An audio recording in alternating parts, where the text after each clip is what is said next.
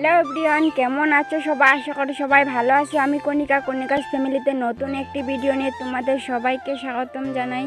ঘুম থেকে উঠেই দেখি মা বসিয়ে দিয়েছে কাঁচা হলদি সিদ্ধ, আর আমি আরেক উনুনে একটা ডিম সিদ্ধ বসিয়ে দিয়েছি আমার জন্য। তারপর গিয়েছিলাম দুধ আনতে, আর দেখি জেঠিমা এখনো গায়ে ধোয়াচ্ছে। তারপর দুধ নিয়ে এসেছি, ডিম দুটো, কলা আর গরম গরম দুধ দিয়ে আমার ব্রেকফাস্ট কমপ্লিট করলাম।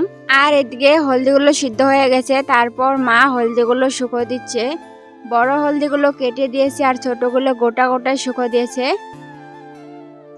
আর এইদিকে দেখি একটা পাকা পেয়ারা কয়েকদিন ধরে ঘরে পড়ে আছিল, কেউ খাচ্ছিল না। তো আজকে ভাবলাম আমি পাকা পেয়ারাটা খেয়ে নেই। তারপর আর এদিকে লাগছিল ঠান্ডা, তারপর রোদে বসে বসে পাকা পেয়ারাটা খেয়ে নিলাম। পেয়ারা খেতে কে কে ভালোবাসো কমেন্টে অবশ্যই জানিও। আমার তো খুবই ভালো লাগে পেয়ারা খেতে, আর পাকা পেয়ারাটা আমার বেশি ভালো লাগে। কাঁচাটাও ভালো লাগে পেয়ারা মাখা খেতে, কিন্তু পাকাটা এমনি খেতেই ভালো লাগে। তারপর এইদিকে পেয়ারা খেয়ে তারপর গেছি স্নান করতে। স্নান করে তারপর পুজো দিয়ে নিয়েছি, পুজো দিয়ে ভাতও খেয়েছি। তারপর ভাইয়ের বায়না, ভাইয়ের সাথে বল খেলতে হবে। তো তারপর ভাইয়ের বায়নায় আমি ভাইয়ের সাথে বল খেললাম।